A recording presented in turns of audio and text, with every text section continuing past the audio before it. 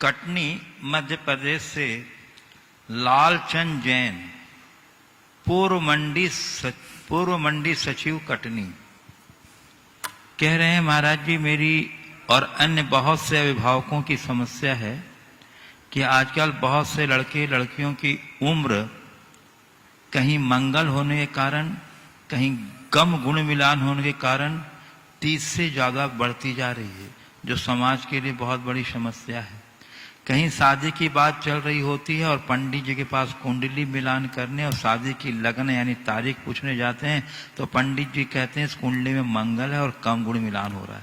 लड़के या लड़कों के नक्षत्र तेज हैं, यहाँ शादी करना उचित नहीं है, जिससे कुछ असमझ लड़के लड़की गलत रास्ते पर चले जाते हैं। महाराज जी उक्त संदर्भ में अपना मार्गदर्शन दें। देखिए, मैं तो इस पर बिल्कुल भरोसा नहीं करता।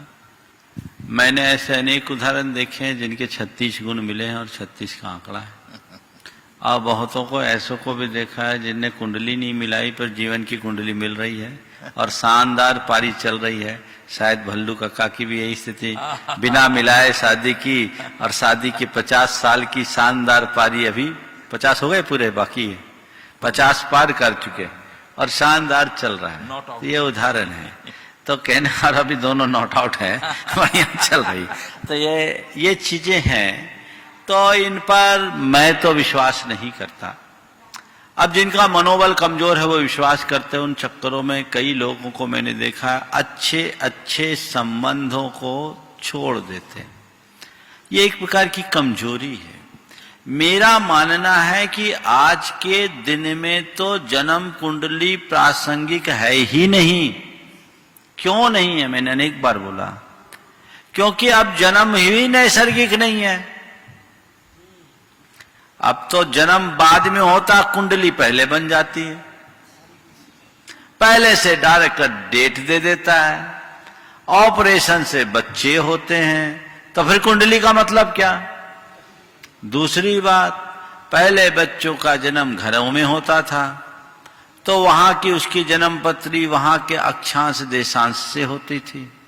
अब तो सबका अस्पतालों में होता है। अब मान लीजिए कटनी या जबलपुर जैसी जगह है तो यहाँ 100-200 किलोमीटर के एरिया के लोग आकर के यहीं डिलीवरी कराते हैं, और हो सकता है कई लोग हैं जिनको यहाँ नहीं, तो बोला भैया हमको मुंबई करना है, हमको दिल्ली करना है। अब वहां आदमी जन्म लेगा तो व्यक्ति कटनी का था और उसकी डिलीवरी दिल्ली में हो रही है, तो जन्म पत्री तो दिल्ली के बनेगी। तो ये स्वाभाविक कहां हुआ?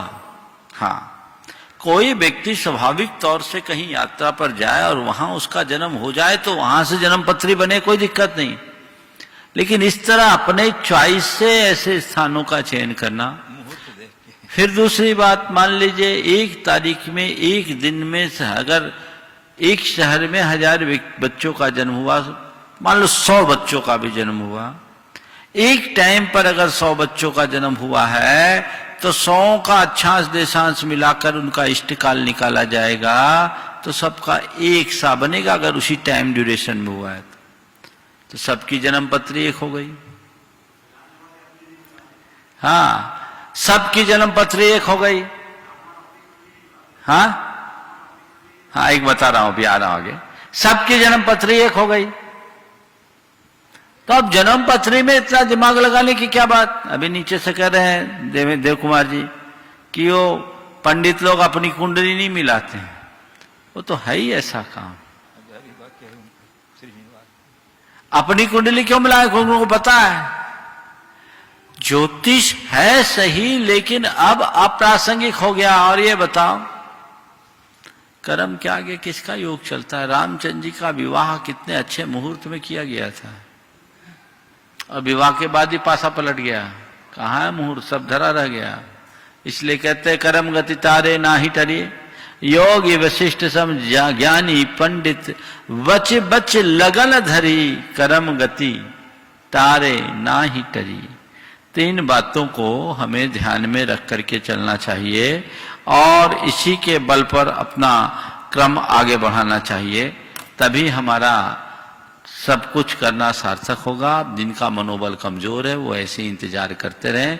मैं हमेशा कहता हूं कुंडली मत मिलाओ, मेंटल वाइब्रेशन मिलना चाहिए। जिनसे मिलकर आपको लगने लगे कि ये संबंध हो जाए तो सबसे उत्तम। समझ लो सब कुंडली मिल गई, समझ गए? वेवलेंथ मिलनी चाहिए, तब आप अपने जीवन को ज्यादा सफल और समर्थ बना सकेंगे।